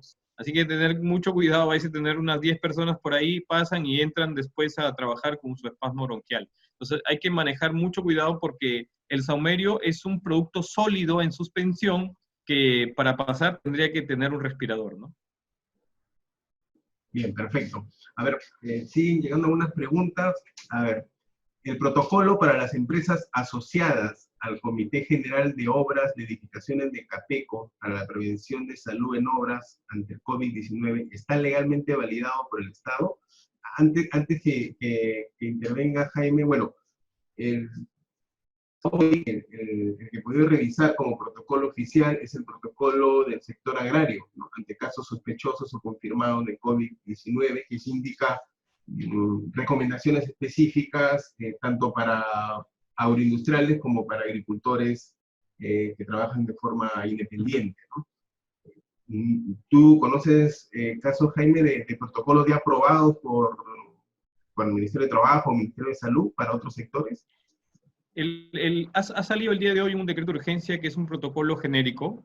Hay un protocolo de cómo manejar el tema de algunos de unos temas, pero básicamente el protocolo en general es identificación del caso sospechoso o probable, aislamiento, busca de contactos, aislamiento de los contactos y lo ideal es, obviamente, hacer el rapid test, ¿no? El rapid test no está dentro de los protocolos ahorita, pero está como dentro de las recomendaciones, ¿no?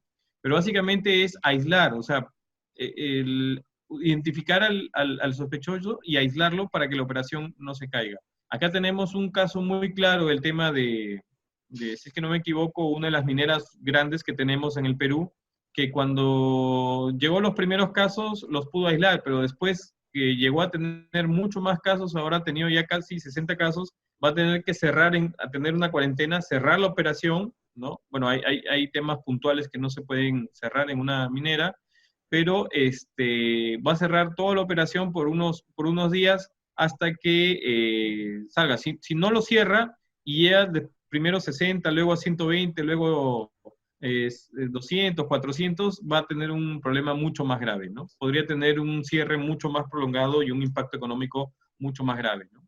Básicamente es el tema de identificación y aislamiento de casos. Sí, una pregunta importante aquí, que vendría a ser la penúltima ya para ir cerrando, para reforzar un poco el protocolo en caso un trabajador ya, bueno, está laborando, menciona, y pues se empieza a hacer más notorios sus síntomas. ¿Cómo debería ser la evacuación al centro de salud? ¿Cuál sería la primera respuesta? Es un poco complejo. Si tienes EPS, apóyate en tu EPS, es mucho más eficiente, ¿no? Si tienes un broker, ese es el momento que el broker tiene que salir a relucir.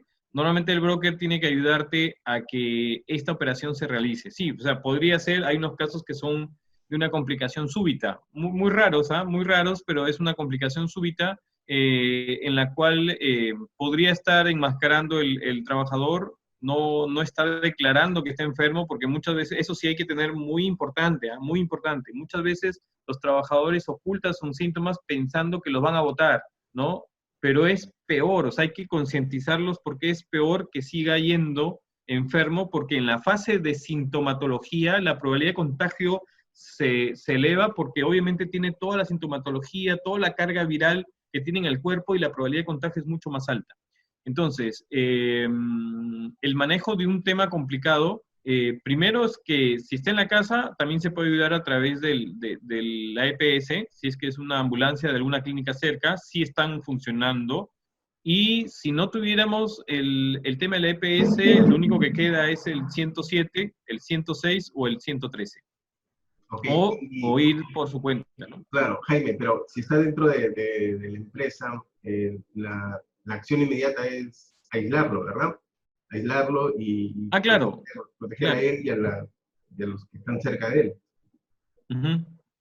Claro, pero me está hablando de un tema grave. O sea, si es un tema grave es porque tiene dificultad respiratoria y de todas maneras tenemos que evacuarlo al hospital. ¿No? El tema es que, oye, ¿lo evacuamos en un taxi? Claro, No, porque ahí vas a contagiar al taxista, vas a contaminar al taxi, la persona. ¿Y quién lo acompaña? O sea, se va a ir solo, nadie lo va a querer acompañar, el médico lo sacrificas. No, no, no, no es así. O sea, tiene que venir una ambulancia preparada con todas las estándares que está pidiendo para el tema de la pandemia para que lo evacúe, ¿no? A veces demora, obviamente por la claro, disponibilidad. claro. Porque entiendo que si también el trabajador, pues, no sé, sufre un desmayo o, no sé, o reacciona de otra manera, eh, en ese caso llamamos al 113 para que lo recoja, Ahí lo lo más evacúe. rápido, el tema de la ambulancia, el 106. El 106 es el Entonces, SAMU. Al menos en Lima sí ayuda bastante. En provincias habría que ver la disponibilidad del SAMU.